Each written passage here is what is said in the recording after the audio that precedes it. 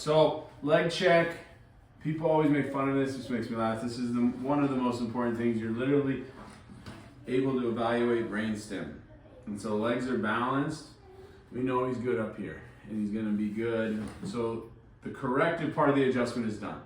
All right, if the legs are balanced. And if it's contracting visit to visit, then you're not clearing the brainstem, and you need to figure out why that is. But the leg check is basically a nervous system check, a posture check, and it's really, really powerful.